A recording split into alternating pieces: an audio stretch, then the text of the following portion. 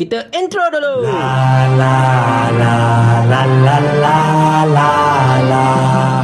Assalamualaikum warahmatullahi. Alang-alang kita bercerita tentang pergolakan yang berlaku dekat Plasticine sana, terpaksa sebut lain sikit sebab macam biasa, video-video yang berkaitan dengan apa yang berlaku dekat sana pasti akan disekat oleh pihak pengendali sosial media. Biasalah macam saya terangkan tadi, Bintang Daud ataupun Biru Putih itu sentiasa menjalankan kerja-kerja propaganda mereka menggunakan segala apa sahaja mereka ada untuk memastikan maklumat yang sebenar tidak sampai ke tangan orang awam.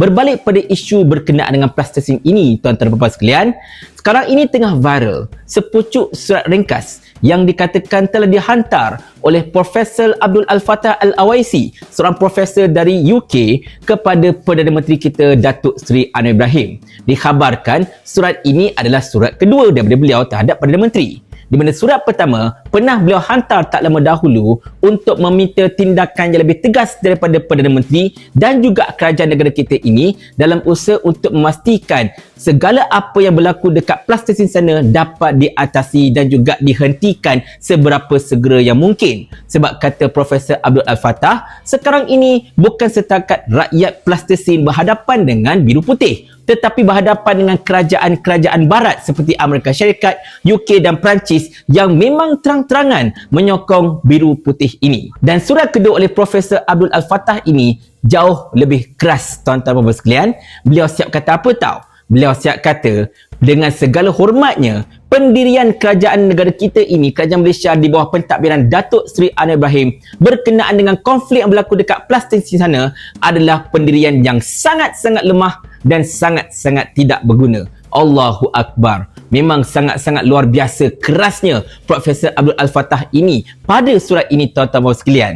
Di mana sepanjang ingatan saya lah, sebab saya pun taklah muda benar, dah dekat 50 dah umur ni, dan saya telah melalui sejak zaman Perdana Menteri keempat sampailah ke Perdana Menteri 10 ini.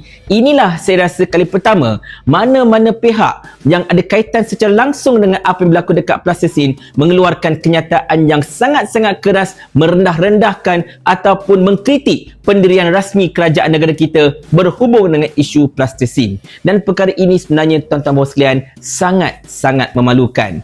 Dan kalau saya nak salahkan Profesor Abdul Al-Fattah, takut nak orang nak kata apa, dia macam terlampau terdesak ke apa-apa pun, tak boleh juga. Sebab kita pun dapat lihat pendirian kerajaan kita ni macam terlampau lembik sangat, macam tak berani hendak condemn terang-terangan. Tak payah jauh, LI pun kerajaan kita tak berani nak condemn masalahnya. PKR di bawah Datuk Seri Anwar Ibrahim sendiri tidak berani untuk condemn LI kerana menyatakan sokongan terhadap Biru Putih itu.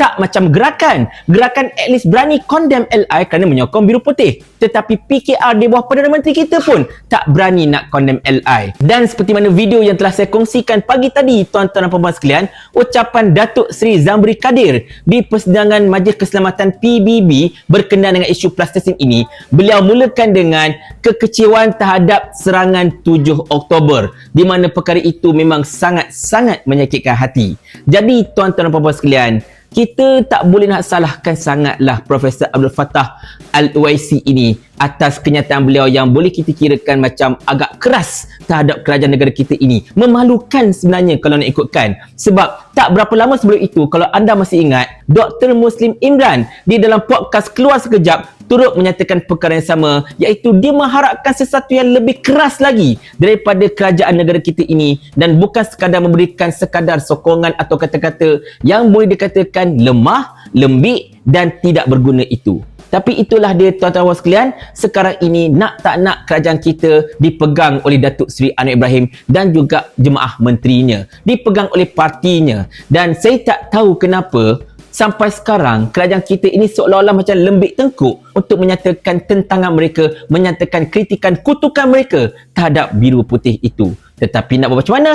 Inilah yang terpaksa kita hadapi, dan terpaksalah kita menebalkan muka apabila rakan-rakan kita dekat Plasticine sana mula mempertikaikan di manakah suara Malaysia yang lantang satu ketika dahulu. Jangan sampai mereka yang sedang bergelut untuk berhadapan dengan nyawa mereka bakal terbang bila masa akan bertanyakan soalan ini kepada kita beramai-ramai. Mau tak Tuan hamba kalau hamba kirimkan ke akhirat?